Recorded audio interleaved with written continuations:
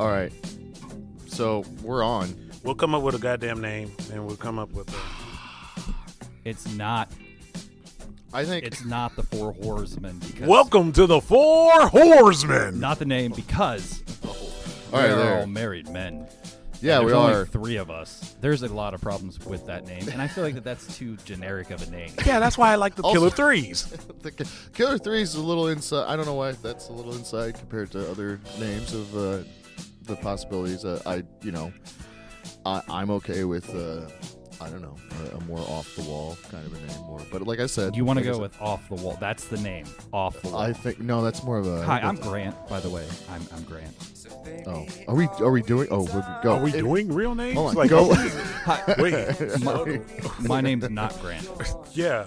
You're the guy in the center. I feel like you should actually start us Yeah, you. All right, yeah. so in let's- some way. So, So this is not Grant, and Not that's Grant. and that's not Julian, hi. and I'm sure as shit not Greg. Yep. Right. All right. Now that you got that out the way, we're gonna sit here and talk about the shit we always talk about, and that's some wrestling. And I'm gonna get this out of the way too.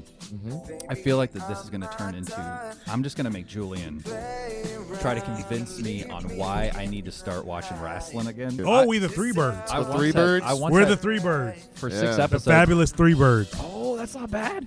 That's look it up. Look it up. The fabulous Threebirds. That actually, That's not bad.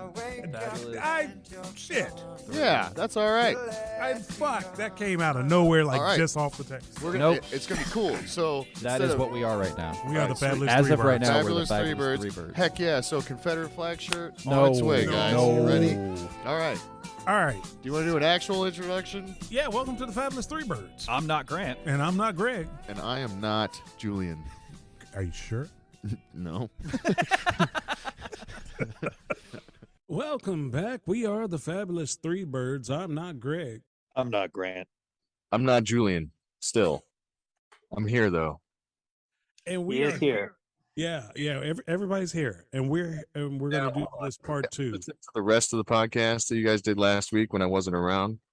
Yeah, we're gonna do part 2. So now that you've seen it, we can officially dive into the rest of it and discuss it. And we're gonna talk about Triple H, his first full week at the helm. Now we're saying first full week at the helm based on the news that we have. Clearly, he's probably been in charge longer than this, but I'm just saying based on when it was reported to America and the fans. So his first full week at the helm, we can dive into the psychology and all the people he brought back and where we see this going and all that other great stuff. But SummerSlam part 2. All right, Julian, where did we stop? We stopped at Theory. I thought we stopped at the Mysterio. Oh no, did we make it to There Theory? it goes. Yeah. Yeah, okay. We stopped at Mysterio. Yeah. I just want to clean up. So I was giving the Bianca Becky thing some credit for being a year-long storyline. Right. And I was up in the mountains. So this was an opinion, my 4-star match of the year thing. That was an opinion that was formulated high in the mountains. And the air is thin up there. Uh-huh. It So- was elated by the match, and I was really in a media bubble. I was not looking at any or hearing any opinions anywhere. So this was like an unfiltered thing. But I thought that there would be, and I've heard since some praise for the wrapping up of a year-long story. But maybe that's where the extra star comes from, I guess. Because it is a good match. And it was good, but I gave it that extra oomph. So anyway, I'll just try and keep my 4 stars in my pants. Yeah, you need to calm down with that. It was well received, but I feel like I was the only one giving it that level of praise. Yeah. So I'll just go back into the, like the Homer meme going back into the bush a little. Knowing what we know about Becky and the injury, you could probably keep it at your 4 stars just because she had to work with a separated shoulder. So knowing that, you can go, oh, well, shit. Damn, Becky's a trooper. I mean, Jesus Christ. And right now, it looks like she's going to be out for several months. So, It was, certainly the best match overall of the show as far as a match. That's for sure. So it's got that. I would say that, and when we got to get to the other match. I think what was actually a great match for the show, and it actually showed us something different because I didn't think you could get something different from the two competitors that were in the match. So it shocked me. It was surprisingly well. It worked very well. But all right, so we left off at Mysterio and Edge coming back and them putting up the stairs in the middle of the stadium, which is kind of odd because at anything you would think they'd put that shit way back at the very entrance, so you don't necessarily see the fucking mousetrap contraption that it was. Because I looked at that and I went, "Wow, they really rushed on." It was almost like he was not planned to do this, and then somewhere along the line they put him in this show and they were like, well, we got to get something built so he could come up out the fire. Well, what do we got? And they just was like, well, there's some stairs over there. Put All some right. torches on them. Yeah. Let's get the pyro guy. Where's the pyro guy in catering? All right, well, get him over here so we can fucking put some flames and some shit, and we'll have Edge come out through that. It was anticlimactic only because of how they shot it. Yeah, they shouldn't have taken the very wide shot that showed the whole thing because you could have actually disguised it pretty well if you just stayed tight and Yep. Yep. and it would have been silly like in the pictures that people showed of it from the audience. Like you would have been like, wait a minute, but at least in the moment you would have been able to whatever take his spooky entrance seriously, I guess. But whatever. That's what you get for working on ground, I guess. You gotta you gotta go up sometimes to get down. And maybe they should have made like an actual entryway that's above, the ground level for them to walk out on. Because this is one of the few ones where I thought about it. Yeah, they're on just the ground level and then they walk out. And usually they at least have that gorilla position up in like a stage and then the ramp goes down. There was none of that at all. So they saved on ramp. Well, and that's the thing. They saved on ramp, but if you had made the ramp, you could have made the ramp go to the first part before the turn, and then that way they come down the ramp, and then all they have left is the turn.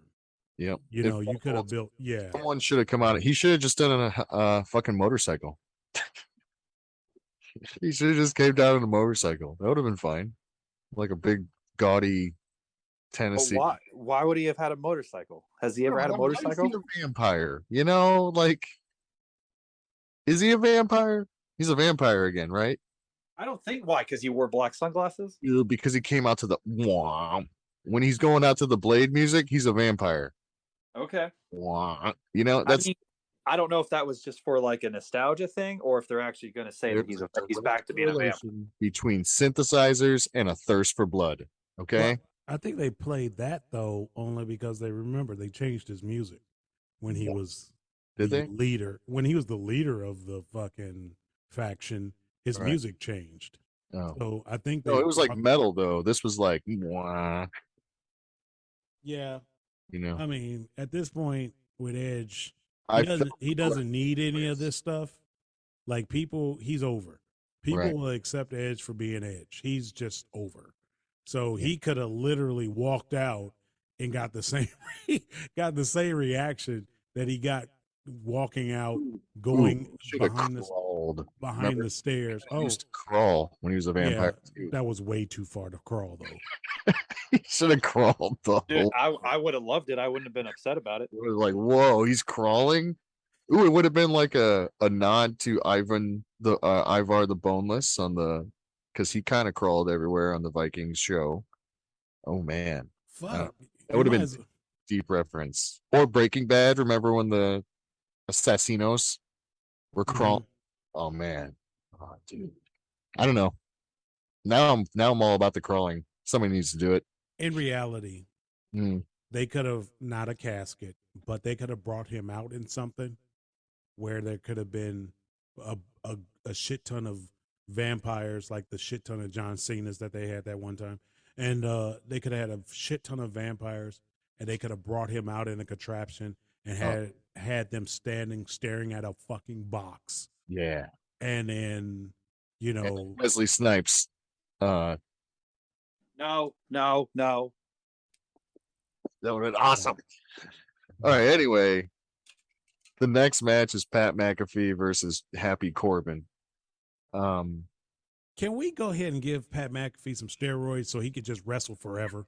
Does it? He, Like, I'm so ready for Pat McAfee to be a wrestler. It's ridiculous. yeah, he kind of already is. I mean, this is him. This is his thing. I mean, he's gonna do a match probably at every big show now.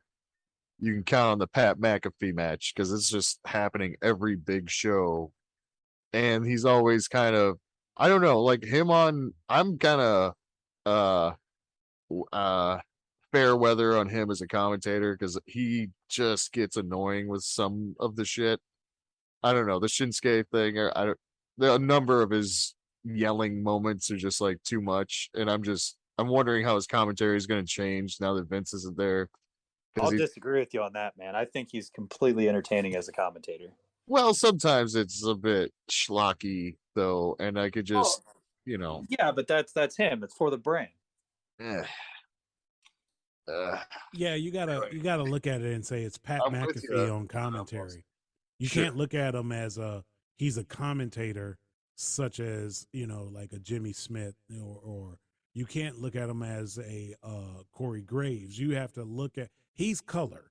Like he is the personality. He is, it's like if you take it into that account, I won't say you won't put too much into it, but like you know what you're gonna get with Pat McAfee. He's like, I'm watching this stuff, I'm getting into this stuff. I may not know all this stuff and all the moves and the names of the moves. I know what I like and I see what I like. And I'm just going to commentate on the shit that I like. So when he's doing Shinsuke, he's like, here comes the song. You know damn well he's into that fucking song. Like I like the genuineness of it all with Pat McAfee. So like, okay. I don't think it's annoying to a degree. I think it's more of a, wow, if he's the representation of if you grabbed any fan in the damn building and said, here, put this headset on. Yeah. That's what he is. He represents the fans, which, that's crazy in itself, but that's the realm I put him in.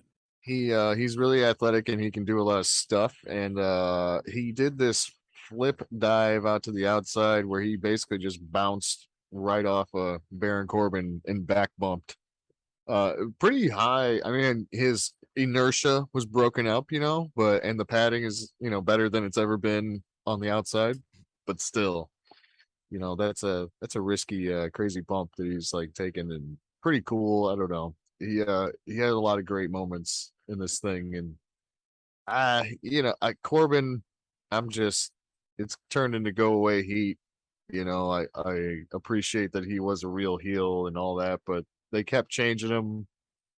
And the Happy Corbin thing is it's just weird. And I could use a change for him. If I don't know, he could be a serious heel too. They just have to kind of decide which categories everyone's going to be in and run with it. Like maybe just a couple comedy guys. But Baron Corbin has been riding the line of comedy and drama for like years now, and it's so jarring and so weird.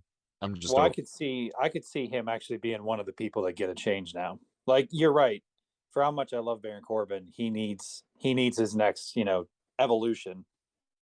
Yeah, but he could be one that could go back, like a Shayna that could go back to being an ass kicker, and everybody might be okay with it. Everybody's waiting for it. Like with Baron Corbin, even when he had the long hair or whatever, he wasn't comedy then. Then he turned into all this comedy because they were like, well, obviously we can't get you over this way. Maybe if they get more of your personality showing to the fans, they will accept you this way. And the comedy worked obviously through COVID. But I think now that, Triple H is running it, he's going to accentuate the positives. And I think the Happy Corbin shit's going to go away. I don't know what we're going to get, what the Corbin that we're going to get happens, but the Happy Corbin shit, the fucking slot machines, I've been downtrodden on my luck and I can't feed my kids and I look like a bum and then I won the fucking, slot machine. All that shit's going away. Like it's just going to go away and we're going to forget about it. And, for young fans and guys in their 20s, at some point they're going to just remember. Remember when Baron Corbin was like Happy Corbin? Like you're going to forget that he was Happy Corbin, which is good because his work is not bad. That's the thing. His work is not bad. When he wrestles, even as Happy Corbin, when he wrestles, the wrestling isn't comedy. No, then it doesn't match up. And then he went super nasty heel on Madcap Moss and all that. And I thought that was gonna be it. And then he kind of stayed Happy Corbin and he's still called Happy Corbin. And I'm like, let's get rid of the name. Let's get rid of all the dumb senile Vince era names and yeah, tighten this shit up, the ship up a little bit. Like get rid of some of this senility, please. Right. And I think Happy Corbin's that's a senile Vince idea, and it's like, okay, Grandpa, okay, all right. Here you go. We're gonna call him Happy. We're gonna make him happy. I got slot machines, and they'll go off. He's gonna go broke, and then he's gonna get money again. He's gonna go from sad to happy. I'm telling you, like people don't, for as much of a genius as he is. I mean, and this could be a level of ageism that I'm doing right now, but as he got older, you can tell the things that were funny to him and what he liked just doesn't match up with where the world is now. Like you just can't do it. And I would say he refused to let that go. And Triple H is like, fuck all that. We're going to say wrestling. We're going to say belt. We're going to fucking get rid of this shit. We're going to actually have some storylines. We're going to go back to like factions beating the shit out of the baby face so you can get some goddamn sympathy from the crowd. Like he's moving it in the realm of these are the staples of professional wrestling. We don't necessarily have to move away from the staples of professional wrestling. We just have to be unique in how we do it. And I think we're going to get all that. Like I really, really do. So this match itself, I was watching it obviously for your boy, but it didn't move me. Like I didn't necessarily have to have this match. The best part of this match is Corey Graves, Michael Cole, and fucking what's his face? Shit, now his name just dropped out because I've been saying Happy Corbin for 5 fucking minutes. But Pat McAfee. At the end of this match, I don't know, and this is me about to start a goddamn rumor. So you heard it here first. If this shit actually happens, folks, you heard it here on the Fabulous Threebirds. Like, so at the end of that match, and Corbin goes over to give Michael Cole 5.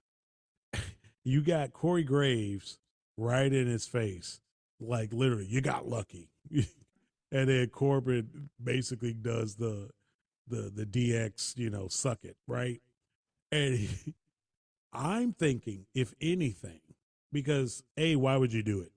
What was the whole point of that? Why would you shoot that unless you're like, well, I'm just trying to capture what actually happened on the program? But there was a reason that the camera shot got what it got, and in my head. And I'm thinking, months back, there was a release of Corey Graves being cleared to wrestle. Yes. So I'm thinking this is the start of what could be McAfee and Graves. Because that'll be WrestleMania. Well, that'll be a perfect starter for Corey Graves to get his feet wet again. Like, you can't just automatically throw him in with a Roman Reigns or somebody like that. Like if he's about to if he is cleared and he's, training or whatever, why not train with Pat McAfee in a couple of matches? Yeah. Like this will be fucking amazing because they both are great on the mic. So the promo to build the match between those two will be fucking amazing. Yeah, I think that there's been a long tradition of and I've always thought it was kind of a cool position, to be honest, for the wrestling heel commentator, where they could get involved in stuff. And maybe it started with I don't think Jesse Ventura actually had matches at that time, did he? I'm not sure. I don't think he did. But when he was, By that time, he was but unofficially retired. right, but definitely with Roddy Piper, and then for a time Macho Man, like that was, and Mr. Perfect. Like, listen to those names. Like, I loved when those three guys were like, I don't know. I always, not that everything they got involved in was great, because Macho Man, that's part of why he left. He was like, "You put me with Crush," it's like, so, uh, like his last match was with fucking Crush. So Right.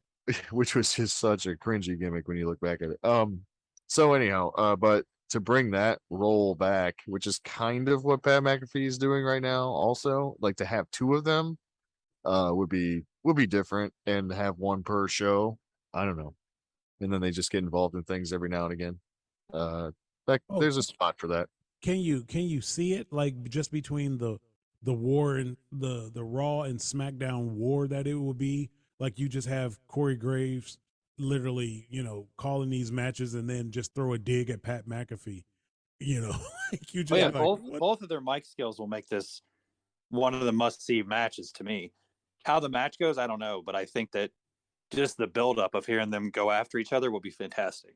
That shit'll be funny as hell. And they can get a few out of it, I think, too. I think they could get maybe they're both in the Royal Rumble and get an issue there, and who knows? They could have little skirmishes during the like Survivor Series. And then you know where it's gonna go.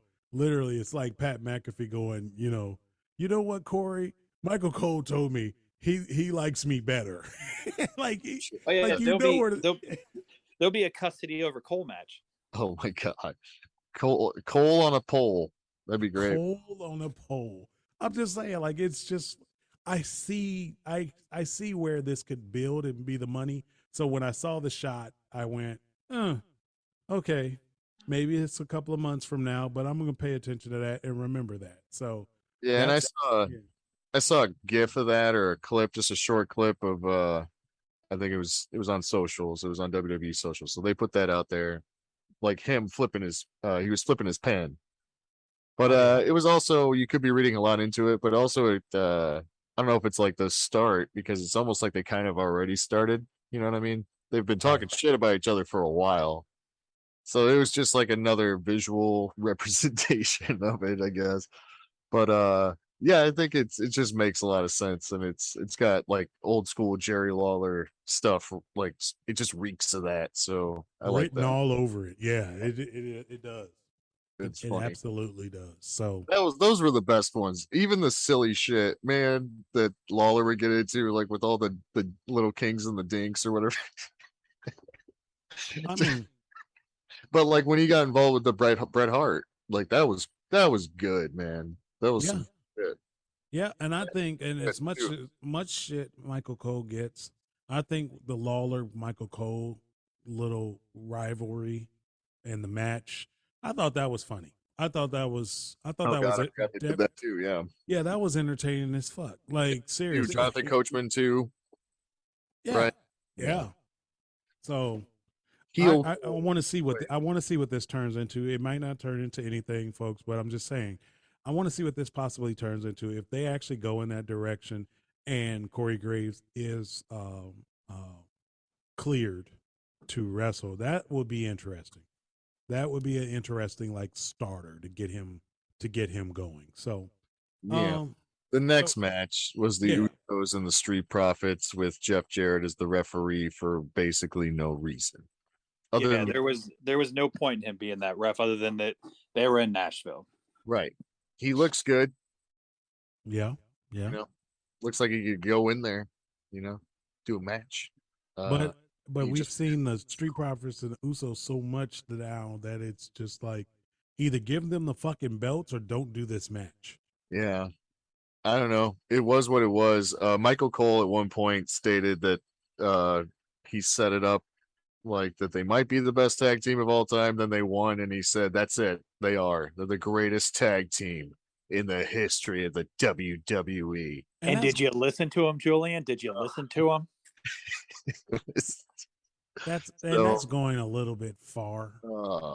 He didn't say FTR were the best tag team. He said the Usos are. Yeah, the Usos. Yeah, but he said that when the Usos don't even have, I don't think they've surpassed the New Day's title reign at Right. this point.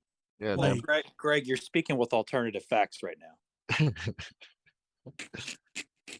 and I've been avoiding Usos matches so much that I actually forgot that they do 3D as a finisher. And I mean, at least that.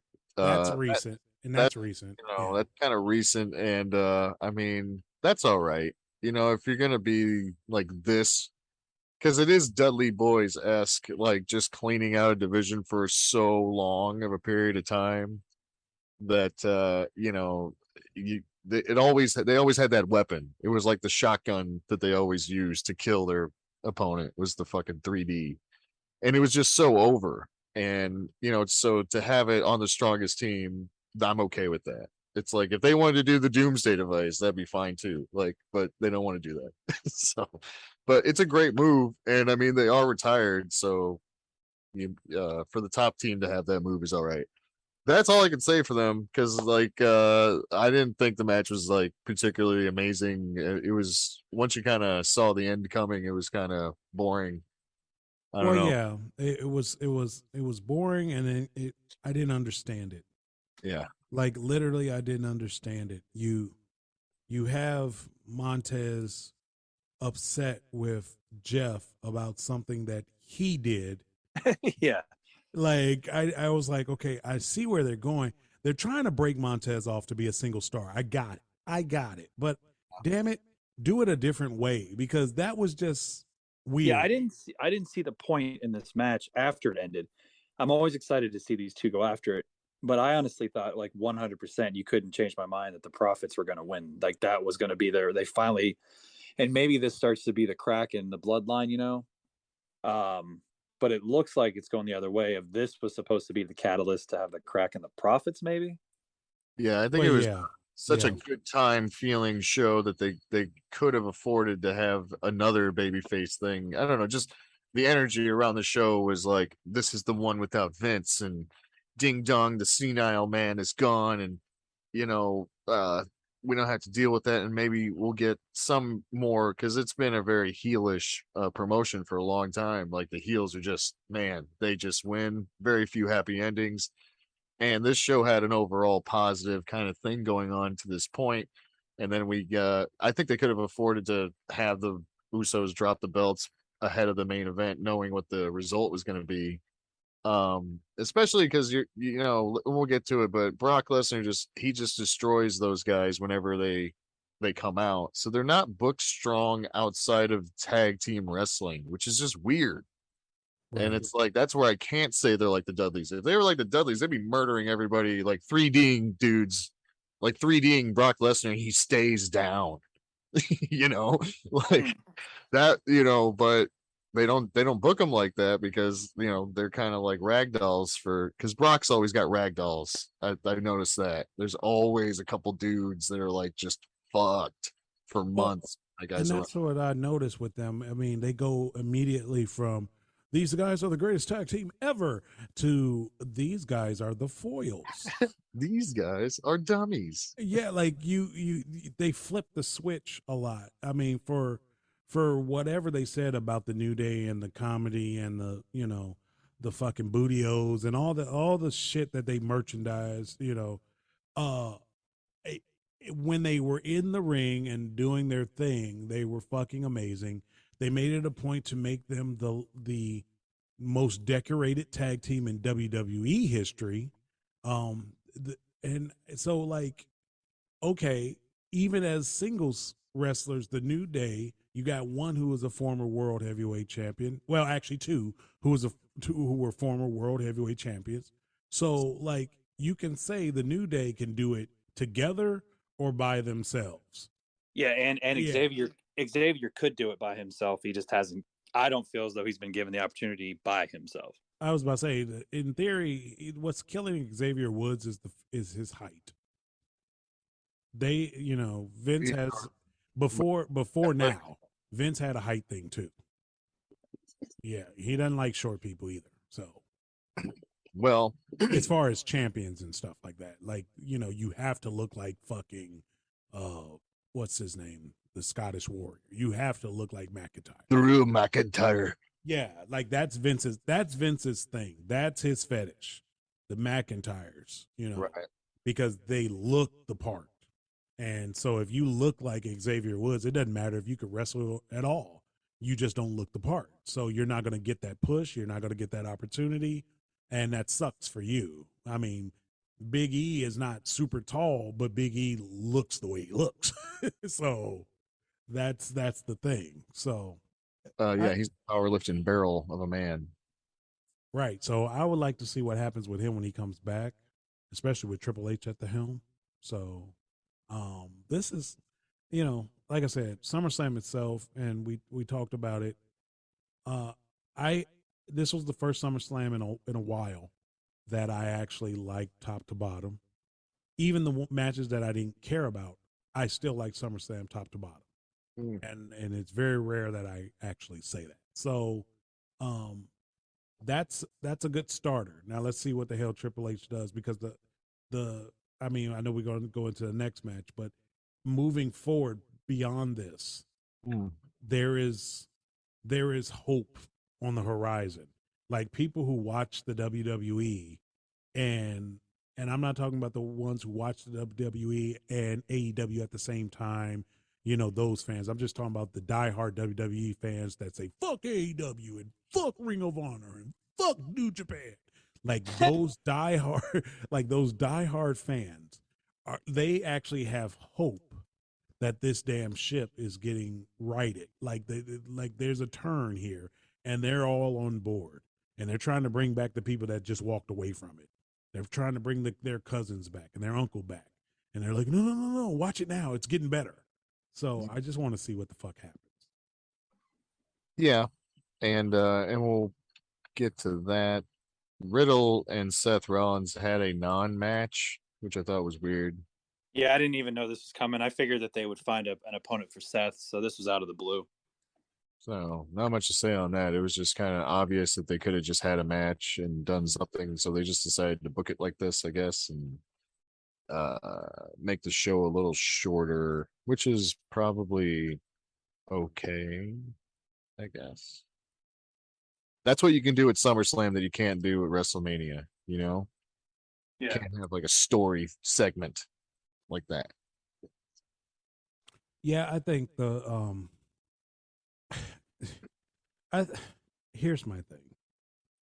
If you're not bringing Randy Orton out, what was this about?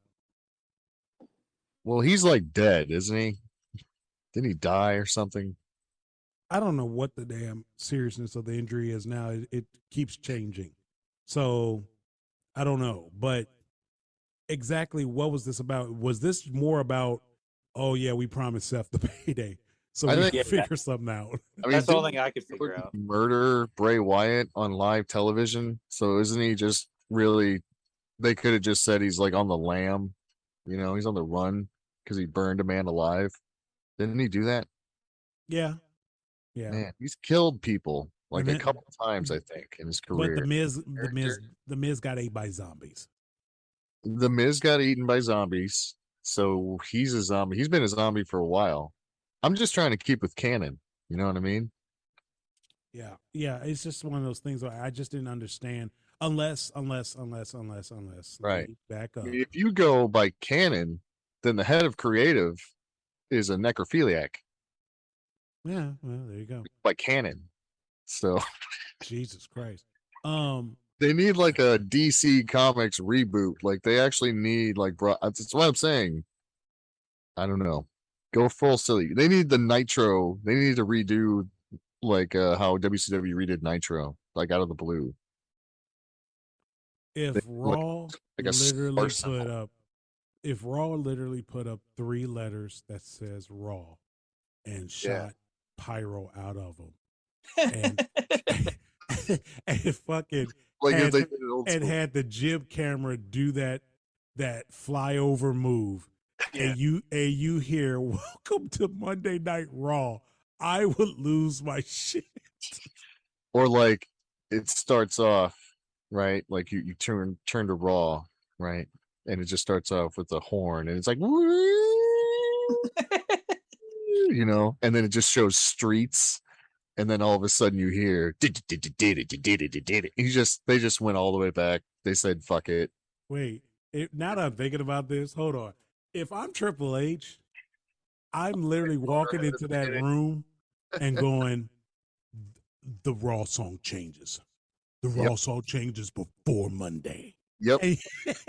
And watch people fucking scramble. Yep.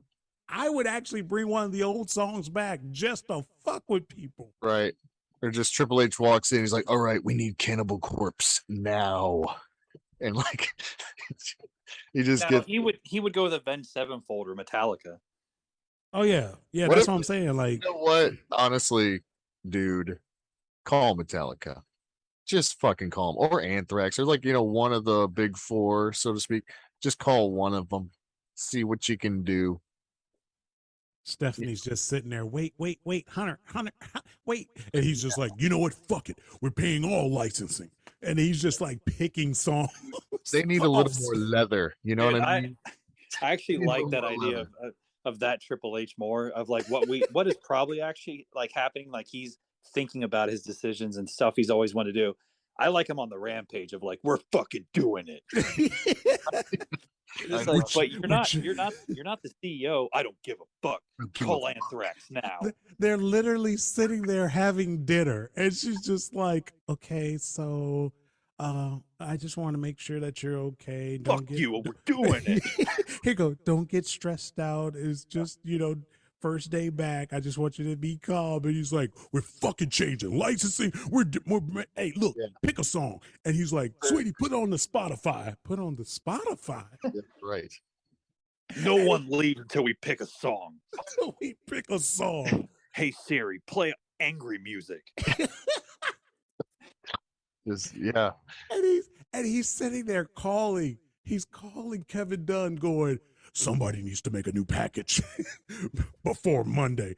It's Sunday. It's like what boss? I what? He's like, fuck you, Kevin Dunn, do it. Yep. I want a new package. I want a new song. Telling you, it's gonna start smelling like hairspray and leather in the backstage area. Oh my god, that shit would be fucking hilarious. You just see the editors just like lose their shit, like motherfucker. God. Like Motley Crue. Why are we going this Motley Crue direction? Like, that's what we're doing now. The next thing was Liv Morgan and Ronda Rousey, which I thought was an interesting enough match. Again, a storyline progressing thing that you do at SummerSlam that you don't do at, you know, really any other event. I always felt like this is like the pay-per-view that you do, like that you set up the big stuff, the long-term stuff and whatever sometimes, and this is kind of doing that. It also achieved, like we all saw Becky Lynch turn babyface in the first match, which is also part of my like match of the year kind of thing. It had a lot of consequences and stuff, you know, and it was a big moment. And then so this one had, you know, Ronda Rousey, with I thought this was one of the coolest finishes they've done in a while for Ronda. I thought it was always kind of there as an option, and I like that she turned heel and turned back into a sore loser after this, because she was doing an armbar, and Liv is tapping out at the same time as Ronda got counted for a 3 count. She kind of just beat up Liv Morgan the whole time, and it looked like a Brock Lesnar versus whoever match, just in female form. And which is perfect for this match, because everybody and their mother knew that Liv Morgan, like heads up, toe to toe, cannot be Ronda Rousey. No, like everybody knows this. Everyone knows this going into this match. So it's more about, okay, how are they going to pull this match off versus Liv has a chance. No. She doesn't have a chance in hell. And how are they going to pull this off? Nobody thought she had a chance. Yeah. So I like the finish. But here's my other thing about the finish. They just love finishes with Ronda Rousey and her shoulders on that mat, and or off that mat, and or there's a controversy about her shoulders. But, I'll let that shit go. Have they done this before and I'm not aware? Well, no, I'm talking about the fucking WrestleMania match when her shoulders weren't on the fucking mat and Becky became the fucking man and won the belt. Like, Ronda wasn't pinned. The camera showed it. They did whatever they needed to do to get rid of it and scrub all that fucking footage. But everybody saw it. We all saw it. And it was just like, okay, when she came back, it was the perfect, oh, this is how they're going to bring fucking Ronda back. This will be perfect. She's going to go after Becky. And she's like, I want Charlotte Flair. And you're like, what? No one knew what was going on. Like the weapons are in Iraq, right? No, we got to right. It's like, nope, it's over here. over here somewhere. Look over here. Pay no attention to this. It was literally written for them. It was easy as pie. It would have been literally, Becky, I'm back. You didn't really beat me. Show the damn footage. My arms weren't pinned, so your damn title reign doesn't mean shit. Blah blah blah. You could have went to town on this, and then she was just like, you know what? I choose Charlotte in the other brand. I know I'm on this brand, but I want her. It's like, wait, okay. So you could clearly tell that was more of a Vince thing than a Triple H thing, because Triple H would have tied that together, and we would have had a fucking amazing Becky Lynch Ronda Rousey match, and it would have been great. But fast forward, yeah. Go ahead. I think there was the final big Vince idea maybe was in this match because it reeks of McMahon. We say how the show reeks of Triple H and NXT a little bit. Oh shit, Grant, you know where he's going. But this match involved a vehicle, and that is the cornerstone of Vince McMahon's creative method. Is what vehicle can we rent to do what? Whether it's a milk truck or a beer truck or a Zamboni or a monster truck or a Camaro or forklift or whatever, and a cement truck, for crying out loud.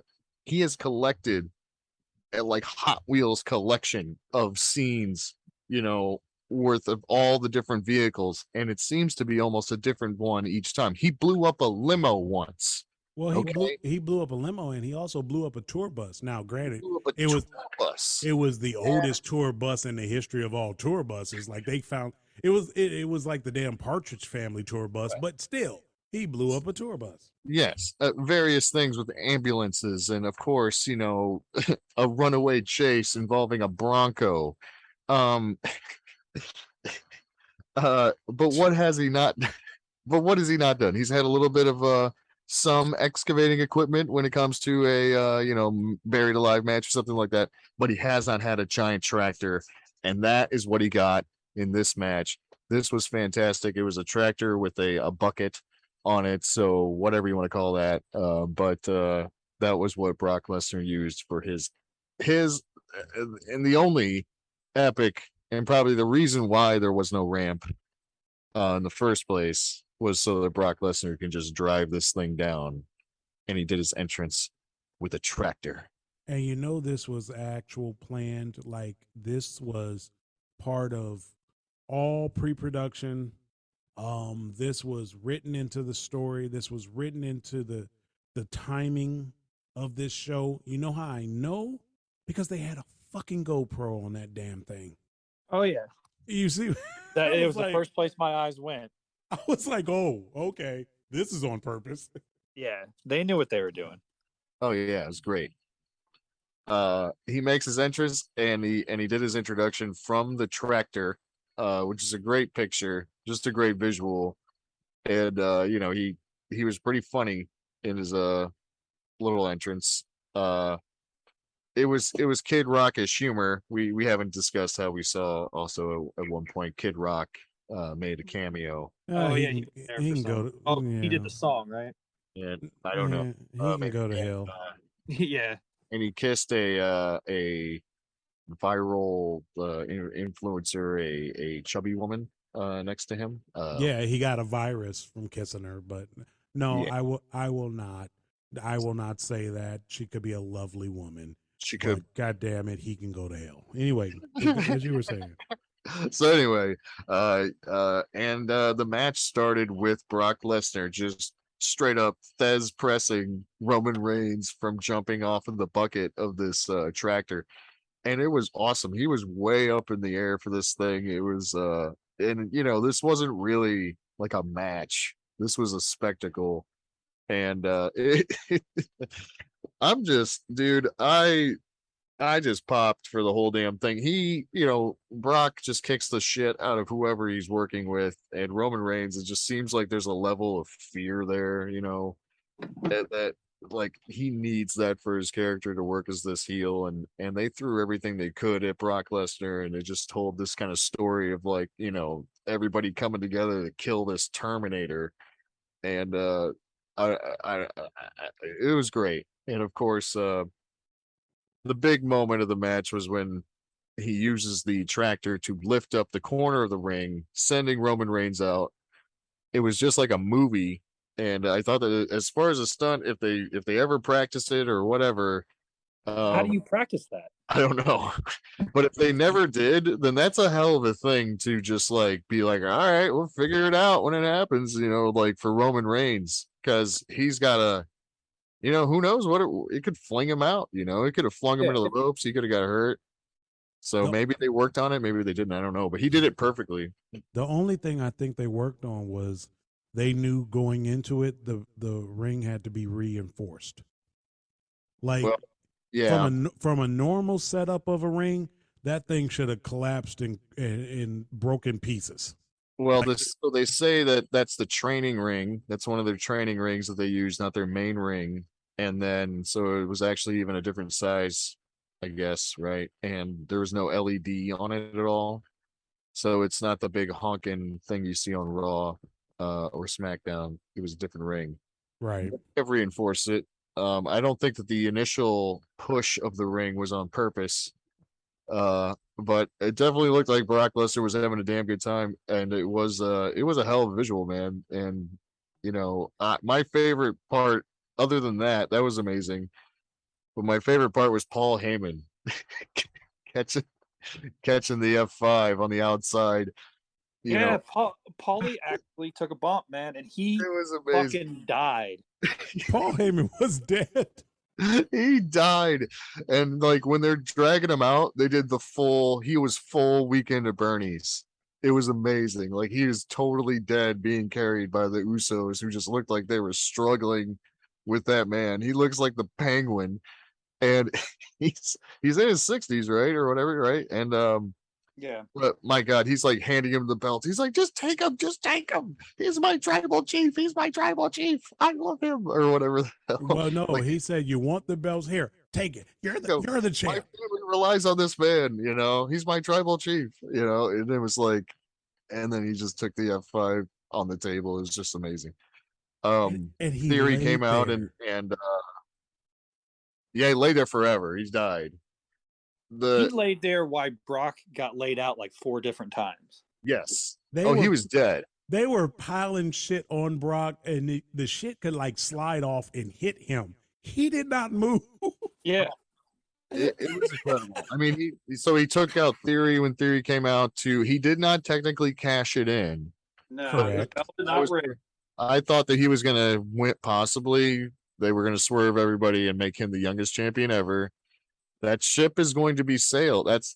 They cannot do a new youngest champion ever now. And I'm just pointing out that was a window of opportunity, because when you want to be, you want to play with real statistics like that, well, then you put an actual time limit on it.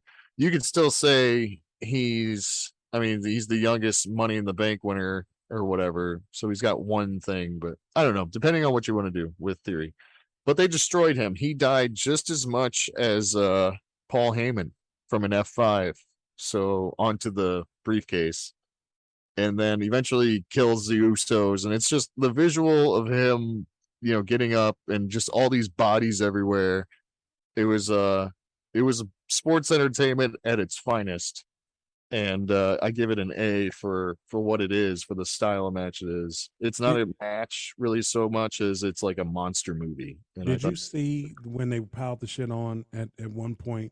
I don't know if it was the chair or when they flipped the actual announce table, but Brock's leg like do the shake like he was having a seizure, and I went, No, I didn't see that. yeah, you gotta look at it. I think it's his right leg. It's his right leg is sticking like out, and they threw that fucking announce table, and it was almost like they threw that announce table and it either clipped him or crushed him. But he sat there and that leg shook like, oh fuck. So he was Yeah. probably under there like, okay, no more guys. I think he was all right. I think that when he stepped on the pile of all the shit for that shot, though, they only had so long of doing that before. Yeah. That part was like, okay, he can't breathe.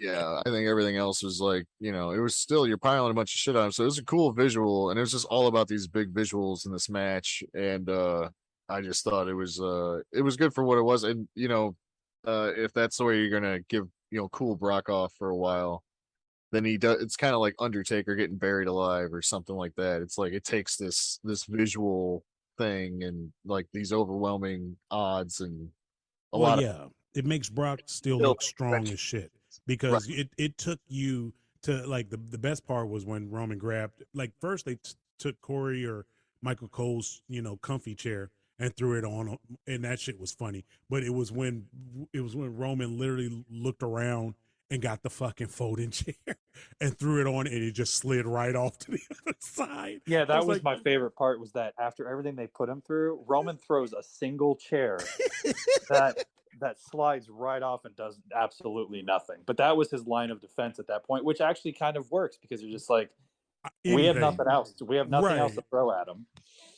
Right. Anything. The best thing would have been if he would have went over to Michael Cole or Corey Graves and snatched the pin out of their hand and threw the fucking pin, because that tells me I want anything and everything to be piled on this man to make this shit over. I'm done with this shit. He should die. Why won't he die? Kill this man now. Yeah. It's it was definitely a top guy taking out other biggest threat looking. And I don't know, I thought overall SummerSlam was it was one of the better ones in recent memory. They're all pretty watchable, they're usually pretty good. It's some years it's arguably better than WrestleMania. So not too many, but some. That's always been my underlining message of going with the 2 nights to make sure that doesn't happen, because for a while it seemed like SummerSlam was the biggest night of the year, although WrestleMania existed. But you'd be like, but SummerSlam, man. And I think SummerSlam you look forward to it, especially as a kid, man. I remember that, like, you're going back to school. This is the last thing that's going to happen. Yep. Yeah. And then it had the workers matches, right? So if like you were a little more into just a slightly little bit less, grandier and just a little heavier on wrestling than like if you were like a Bret Hart fan or something. If you were like a Bret Hart fan, yeah, one of the good people. So this led into a week of the stuff from WWE, a week of changes, and I don't know how much you guys watched of everything, Raw and SmackDown wise. I saw a lot of Raw. I saw little of SmackDown. Yeah, but the energy is different. Yeah, like I think everybody's excited about the change, right? Like what's going to happen next. Yeah, the things you couldn't get people to do last week or the week before last, they're willing to do it now because the energy is different. They actually feel as though there's a point to this shit. Like before, they'd be like, "Yeah, I want you to come out in a cake," and they would have sat there and be like, "No, what the fuck? What are we doing here anymore?" Like, but if Triple H walked up to him right now, so I have this cake idea, right? Yeah, they would be like, "All right, yeah, continue." Tell me more about this cake idea, because they really believe that it's worth something now as far as their work. They really believe that it's going somewhere outside of just trying to fill a fucking segment slot. Like the energy is different, and that's good. I mean, moving forward, if that's what gets your locker room ready to go out there and put on the best fucking show that they could possibly put on for the fans that paid their money to actually show up in the building, as well as the people that sit there and go, damn it, I'm really ready to stop my subscription to Sling because this shit isn't worth it anymore. If that's going to get them to go, okay, I'll pay Sling this month because I want to see what happens, perfect. Do it. Just fucking jump on Triple H's back and just ride this goddamn wave because, quite frankly, it needs it. The WWE needs it. I mean, I won't say wrestling needs it, but the WWE definitely needs it. They've been going through the fucking motions. They are literally the wife that sits there and go, oh, it's sex week. Okay. Okay. Like Sex, seriously. Say sex week? That's what I'm saying. Like I got that from Saturday Night Live. It was the one with Childish Gambino on there. Oh. And he was like, honey, remember? And she's like, oh, well, good night.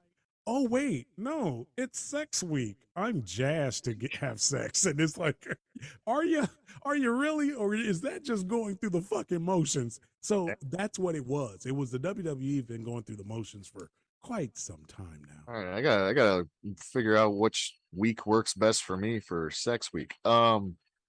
Yeah, so Becky Lynch did complete her face turn on Raw. But she is injured, so she can't do a whole lot. But the new little faction is cool with Bailey and it is Io Sky. They did change her name. Yeah, I did see, and I almost texted you guys that they officially her name is Io Sky. It's Io Sky. So and that's and I love it. I love all three of them together. I want more. I want more people in the faction. Bring them all up. Well, three's cool. If they want to leave it to this, maybe I don't know do they have a name? I don't know. Give me a Bailey army, man. Bailey. Give me one more. Yeah. Give me one more. Be like the Red Ribbon Army. That'd be cool. And I think we got something here. And I know they teased Naomi and Sasha coming back, but which I think that's happening Monday for sure. Yeah. For the battle royal for the tag champs for the titles. Okay. So I think that's the only reason why that was even announced, because everybody knows like that. Well, people don't know if they're coming back, but they want them to come back. So what's the first thing you do? Like, where have those tag titles been? Where are they at right now? They have been nowhere since May. What was that? May 15th, May 19th. Yeah. So that's now about all as long of a as sudden, they've been gone. Yeah, now all of a sudden we're going to spotlight it. Like, that's why I think that it's going to happen. If it happens, the WWE universe will accept them. Like, I don't see how this is a fucking negative. Michael Cole would lose his mind to sit there and say it's boss time. Like, he would fucking lose it. Like, that's just his thing. And I'll be happy for Naomi to have a job in wrestling. So, like, if you know what I want them to figure something out for Naomi, but I literally want some form of a faction where she gets rid of the glow and she's actually more serious too. Yeah, the glow is, and I think we've talked about it before. The glow has run its course. It worked for a while and it got her certain places, but now it's done. Yeah. And they can do a variation of it, like leave that color scheme her thing, but maybe, I don't know, just, you know what I mean? Yeah, change the entrance, change the attire. She can still be neonish, I guess. Triple H is still walking around the house. Stephanie's like, Hunter, stop pacing. And you know what? The glow is now lasers. Glow, we're gonna go with lasers. So she just gets upset and just calls him by his real name. She's like, all right, Paul, this is enough. Sit down. We're gonna have dinner. Hey, mommy, why is daddy talking to himself about lasers? We're gonna have freaking lasers. I'm telling you, the glow is now lasers. Some other things that happened on Raw. One thing I noticed was Rhea Ripley reverse triangle choking Dominic, which he must he got ribbed for that in the back a little bit by his dad or something.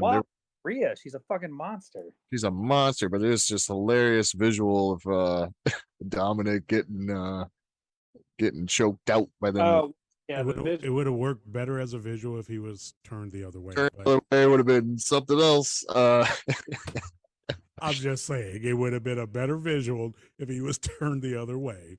That would have kicked off the Attitude Era 2.0 pretty well. Exactly. Oh, yeah. Is that official? Is a similarity, like I've said, she reminds me of a Bond villain, and she's kind of like the GoldenEye. Is it officially TV-14 again? Yeah, supposedly. Okay. I gotta see it. Like, that's the thing. I gotta, you don't actually watch it at the very beginning to see the actual The TV-14 rating come up. So, like, I kind of want to see the rating actually before the start of the show. Now, do you think was that in motion before Triple H? Oh yeah, that was in motion before Triple H. That's not a Triple H call, I didn't think, but No. That there's forms and shit they got to fill out. It takes weeks for that type of thing. So that was already in motion. That was probably Vince's last grasp at trying to hold off the millions of people that fall off every week. He was about to bring back the Kiss My Ass Club. That's what was going to happen. He was about to bring that back. So something that I saw coming from a mile away, and I'm glad it happened, is Karrion Kross and Scarlett. She just called Scarlett in WWE. Before we get to Scarlett? She's Scarlett in WWE. Scarlett Bordeaux. Yeah. But anyhow, hold on. Before we get into this, I didn't want to bring this up in the text thread. Greg, you remember that we started an episode before Julian came on last week, right? Wow. And you and I talked about Karrion Kross, correct? Yep.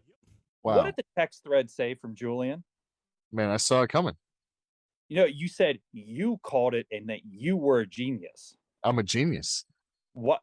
But it was already talked about before you even showed up. No, I think I talked about it before. And if I didn't talk about it out loud here in this podcast, I thought about it in my mind.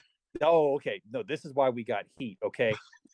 This is collective. We are geniuses. There isn't one Pretty certain. sure I discussed this because I was wondering. Hold on. Wait, now he's fumbling. He was like, wait, I have FX too. Listen, I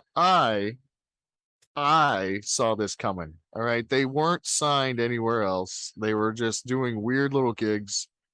And they were like biting. They just seemed like a couple that was biding their time. And they also seemed like sound decision makers from what I've seen in interviews and whatnot. They seem to have handled the sitch well. And they were a victim of a senile old man's booking. And who knows? Maybe Vince was getting a little weird with Scarlett. Who knows? So, whoa, he can't go one episode, Grant. He can't. You know what I mean? Maybe he was getting a little weird with Scarlett. You know what I mean? Wow. You know what I'm saying? What the fuck was that? Holy shit! Maybe he was trying to with her. You know what I mean? Ooh, Jesus Christ. Ooh. So,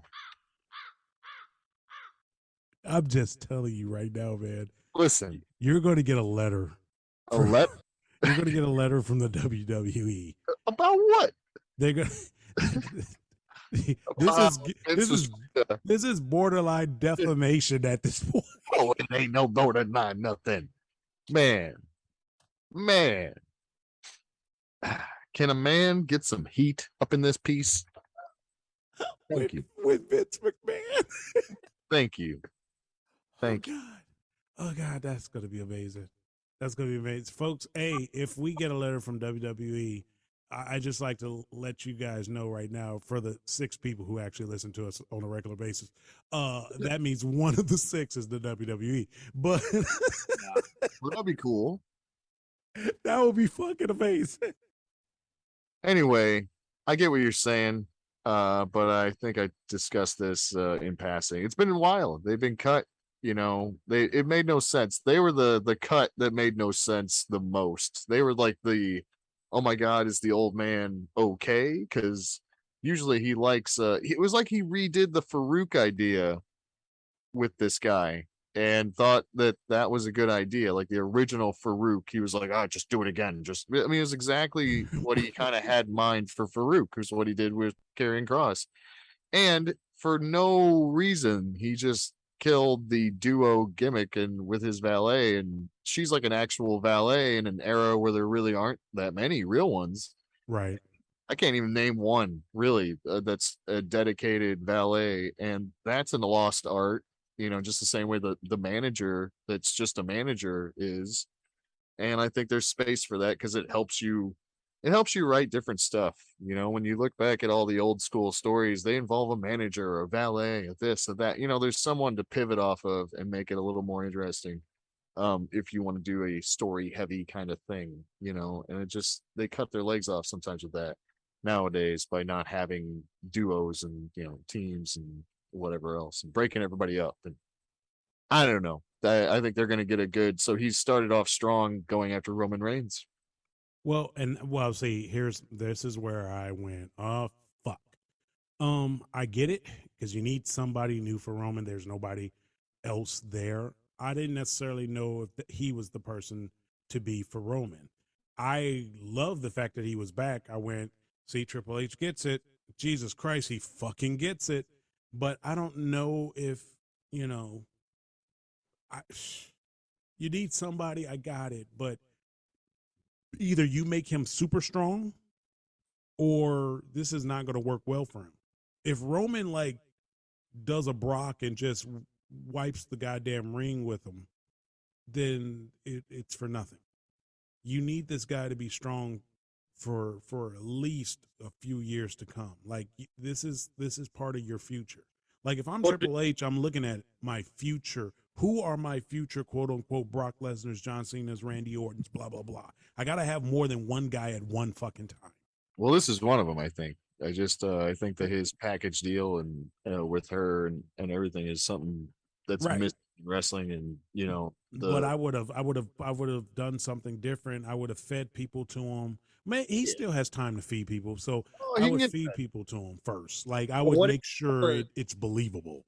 What if they could pull a switcheroo and Roman just says no to Drew and Drew has to face him at Clash? Still too early because Drew is established. So now Drew's just gonna lose to him. I said it'd have Drew just win, and then even who knows if Karrion Kross even causes that somehow. That would be different. That would work if Karrion Kross is the reason that Drew wins. Yeah, that would work.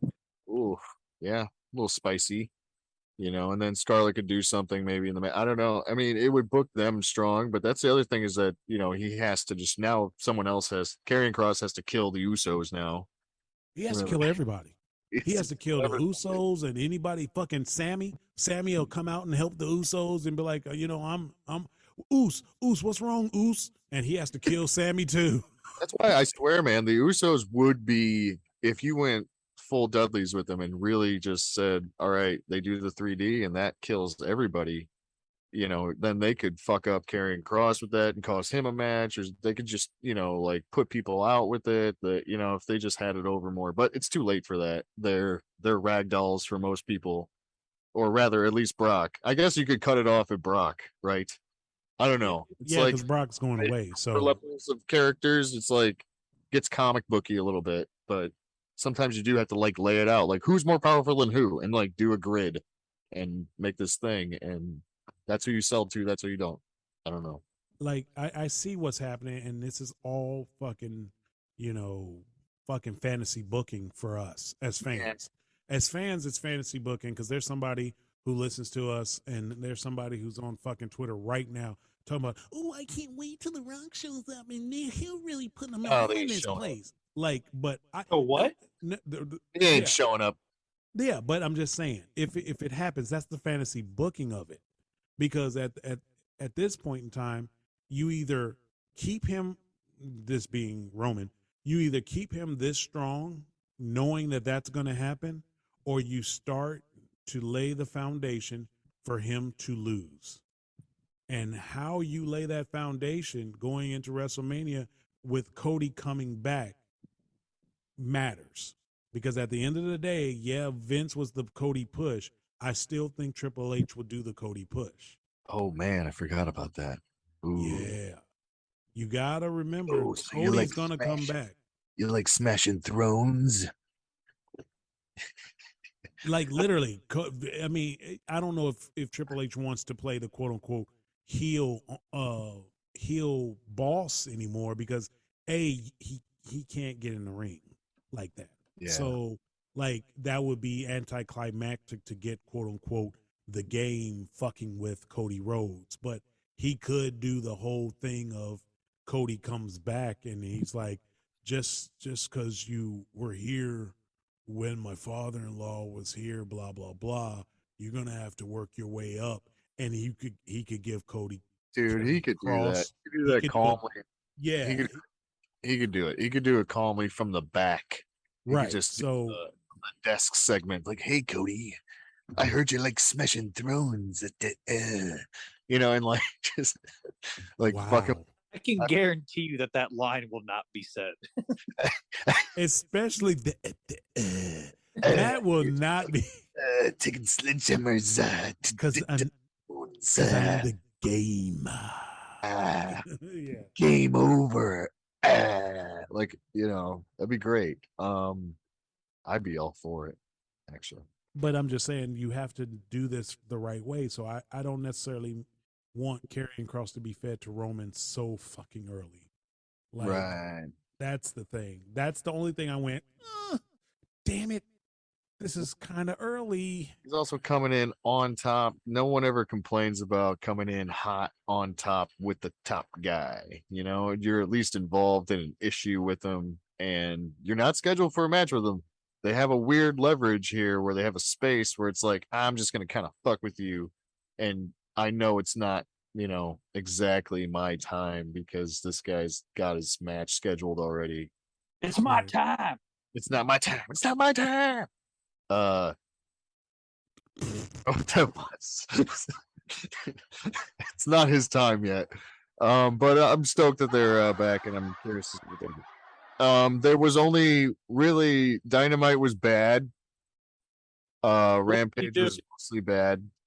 This week, the week before, I mean, something we glossed over. There was kind of a schizophrenic, high speed, high booked event 2 weeks ago on Dynamite where it's 2 weeks now, where they made Team Taz break up, and Hook is now the FTW champ, and Powerhouse Hobbs is heel, and Ryan Garcia is babyface. And I thought it was good in the moment, but I look back and it's like 4 months worth of booking shoved into like 10 minutes. It was just kind of insane. And then I don't know, there was something else that was sort of good, but basically they did the Battle of the Belts this past weekend or last night, and it was worth talking about is the actual Ring of Honor title match between Claudio Castagnoli and Hikashito Takeshita. That's how you. Takeshita. Yeah. Takeshita. So okay, so it was good. It's very good. Well, it was very straightforward, but it was Here's the thing, AEW, goddamn, for all the good that Tony Khan has done with this company, this is the part where you go, this is the part I want you to work on, Tony. You need somebody outside of the Young Bucks to work on this part. But he, like you said, shoved 4 months of booking in a segment. Certainly a month. I mean, something that could have happened on pay-per-view, and they could have built up to it. And Taz was on commentary and seemed to act like he didn't know that any of this. Had no idea. Like he was lost. It was almost literally like a parent coming home from work and just seeing their children going at it, and you're like, what the fuck just happened here? Now, I liked all the moments, and I thought that, like, I mean, I guess Ryan Garcia actually had a real neck problem. Now, I should mention that this all started with him defending his title and essentially squashing Danhausen. But they had a really good segment for him. Am I saying his name right? They had a really good, like, segment, like a little pump up video for him, a little vignette. Sorry, is what I was looking for. And I just felt like it was crazy. It was like a vignette that you would use to put a guy over before he came in back in the day, like a Razor Ramon before you saw a Razor Ramon vignette, those old school WWF style. It was like that. It was as good as that. It made a lot of sense. And then he just squashes Danhausen. And then it's like, okay, great. And then you thought, let's just stop there. And then it just turned into all the things where your imagination, and this is where I'm starting to think that the reports about Tony Khan being ADD are true, because essentially it's like you fast forwarded through 3 to 4 story points that you would do within a month to 6 weeks at the very least, and you just said fuck it and did it all in like 3 segments instantaneously. And it's like just the most spastic hyper speed booking that I've seen in a long time. It sort of worked for the audience in the ring, there at the show. It worked for them. They're reacting to everything. But I think it was just ADD as fuck. And it should have been done much differently for everyone's sake, and just make everyone look good as you go, instead of doing it all at once. It was kind of nuts. Again, it's AEW. Yeah.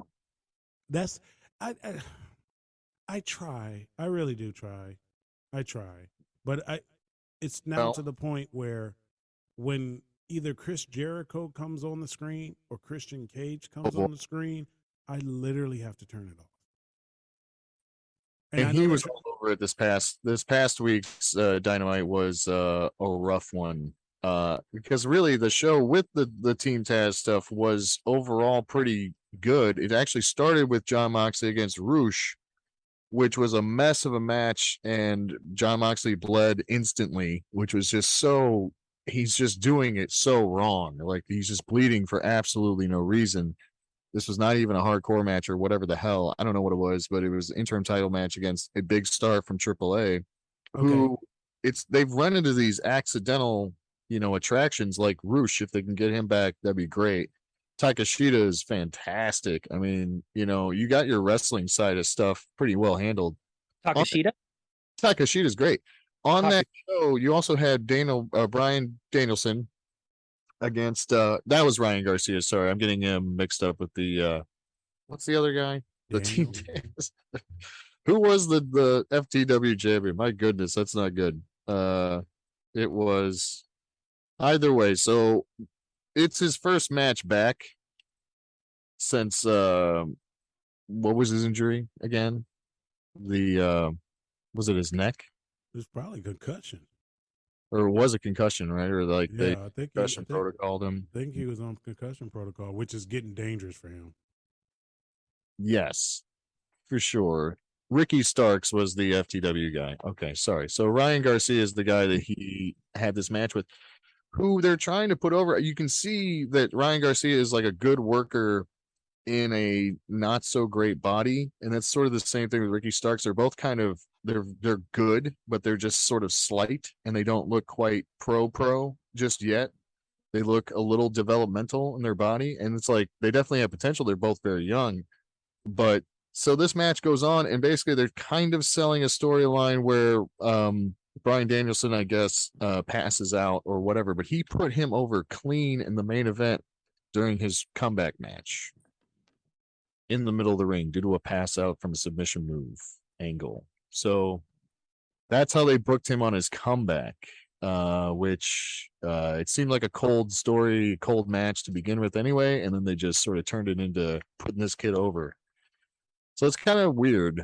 Their booking is getting worse a little bit, and their TV ratings are floundering here and there, and their TV deal is coming up, And if you haven't been following the news in the business of media and entertainment a little bit, Discovery Plus merger thing, it's getting weird. It's fucking up my HBO is all I can say. They got a lot of cancellations on HBO. No Batgirl.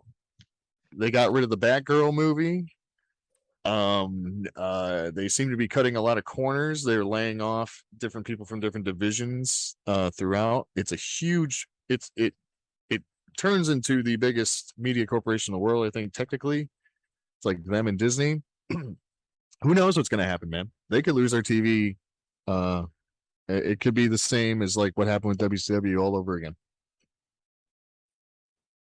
So we went from they have a chance to they're spiraling down the toilet right now. Maybe not entirely, but I'm adding a little bit to that. But well, as long as you keep Chris Jericho on the show, you're spiraling down the toilet. Yeah. Like, dude, I watched the one. I mean, hell, they were here in Columbus last week. That was not that great of a Dynamite in Columbus, Ohio. Yeah. It was not. And then you end it with Moxley coming out at the very last minute to do a stare down with Jericho. So clearly when they went off, something had to happen for the fans for the go home. But that's how you end that show? Well, it was Wheeler Yuta against Jericho in the main event. Right. It was a Jericho heavy show. For sure. But it did, the only like the tag team match with the girls was great. That was the best match for me. With Thunderstorm against Britt Baker and Jamie Hayter. What was that again? Was on the show. Thunderstorm. That's Thunder Rosa and Tony Storm. No, I got it. Yeah. So anyway, and then Jay Lethal. I mean, it opened with Jay Lethal against Orange Cassidy. It just started off, and I realized what his new song was because I actually haven't been paying attention. And it's a little better for his character, I guess. It's more denim sounding. But damn, not that big of a deal.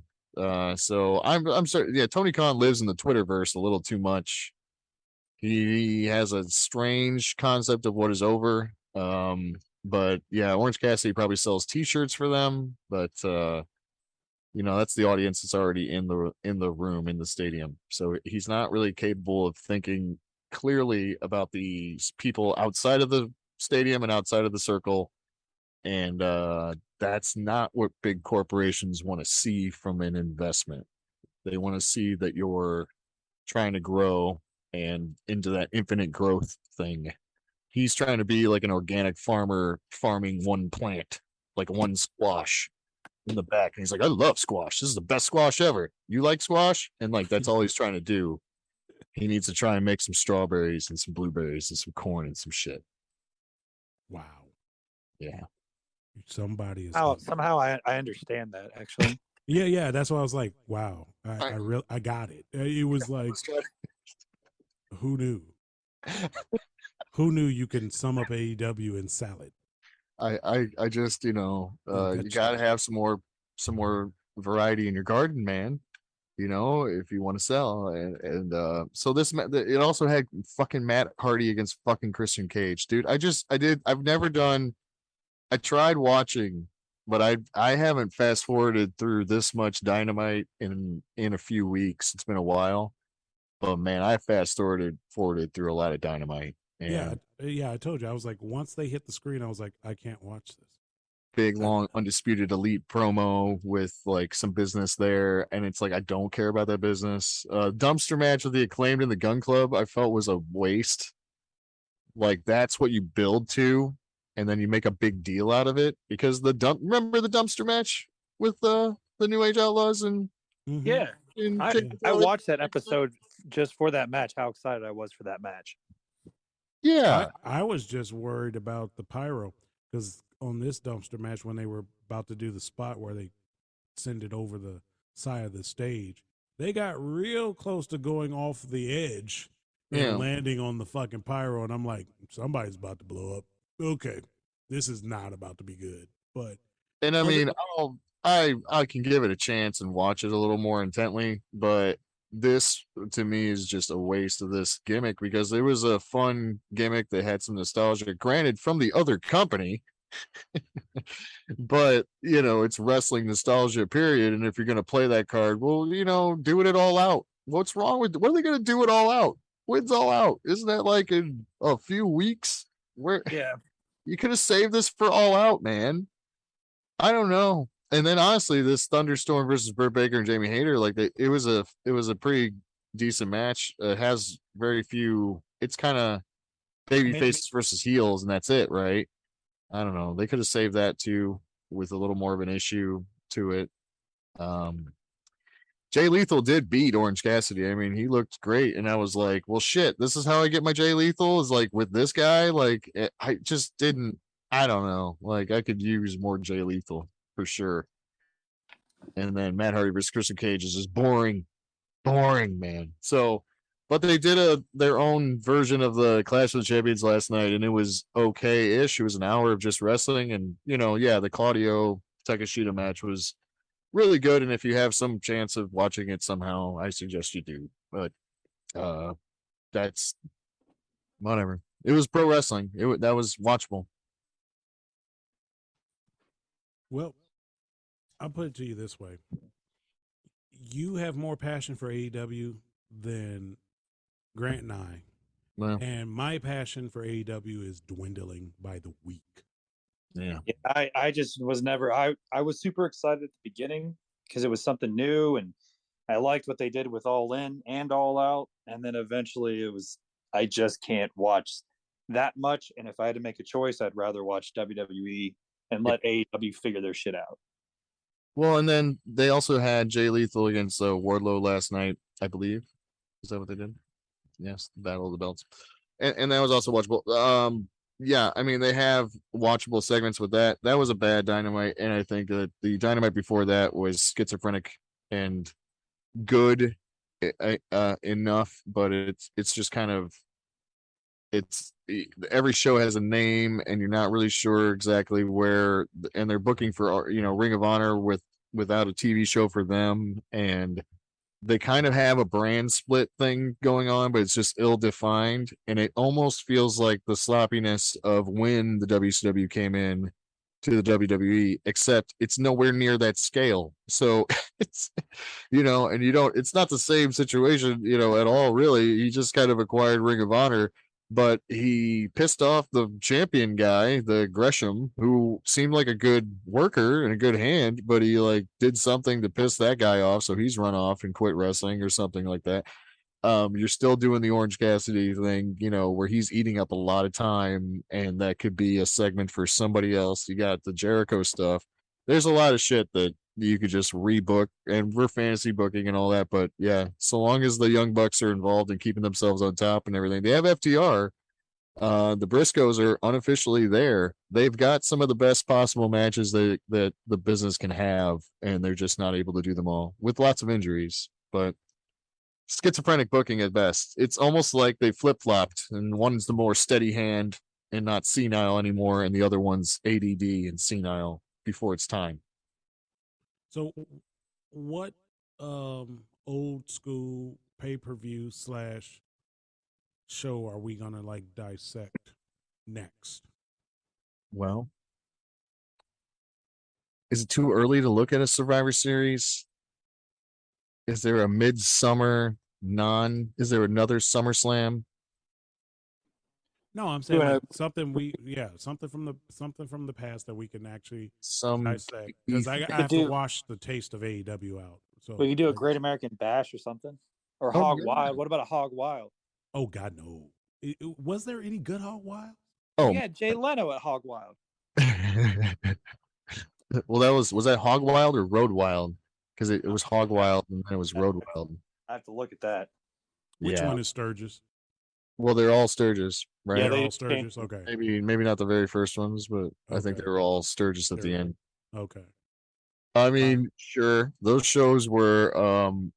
There was definitely two of them in a row, like 96, maybe the three, 96, 97, 88, that had like secret, really awesome lucha matches that a bunch of drunk bikers watched and didn't understand. And that I won't say what those drunk bikers were saying while watching that match. I mean, they were weird crowds sometimes, but yeah, I mean, they were served gold and did not. They were just like, "Give me a Bud Light," and it was, yeah, it was crazy. I don't know. We could do one of those. Should we call it out now or get back to our people about what it is or surprise them? Oh yeah, we can surprise them and get back to them. I just literally had to watch the Taste of AEW out. But yeah, so yeah, we could definitely get back to them. But yeah, let's look at another one that we really want to dive in and dissect. And I mean, hopefully, we're going to see more of those type of pay-per-views in the near future with Triple H being in charge, because he is a student of the game, no pun intended. But I rather do that than sit there and watch a 2-hour Dynamite. And that's a shame that I'm saying that with them just being 3 years in. Like, I shouldn't be saying that. I think it's a rut. I think that they're feeling the MJF absence, the CM Punk absence, and then whatever that MJF thing is, fix it, please. Fix it. Yeah, fix that. Fix it. Get it over. They have, and I also think that it is. We're seeing the ADD man, and he needs maybe a little more of a team, and that it's not the Young Bucks or whatever. But yeah, they gotta, if they book for All Out, it's staring them in the face, like, you know, some kind of title issue with FTR getting the belts. If they don't do that, they're just completely lost at this point. I don't know. Oh no, seriously, if they don't do that, you're gonna see a bunch of people go, "Oh well, fuck it. I tried. I tried. Fuck it." Because it's written, it's literally written for FTR to get these belts. I mean, they've chased them long enough, and no one would be mad if they were the title holders. They could hold those titles, and they could make you a shit ton of money. Like, there's nothing negative that you could say about FTR holding those championships. So if they don't do it, then you clearly know it's a bunch of guys sitting there just, you know, just playing wrestling. Overthinking.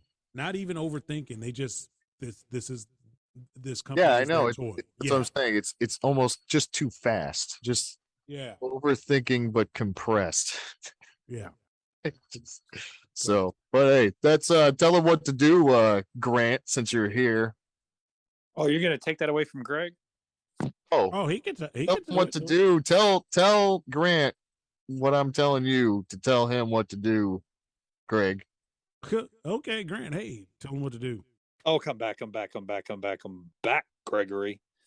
That's right. So we're going to figure out what we're going to actually dissect, because we like to go into the archives and watch old school wrestling. I might even go so far back as like AWA, but we like to dissect old school wrestling as well as give you the recap for what's happening in the previous week. So we'll figure that out. We'll bring it back. Subscribe, like, do whatever the hell you do. Come back and we'll see you next week.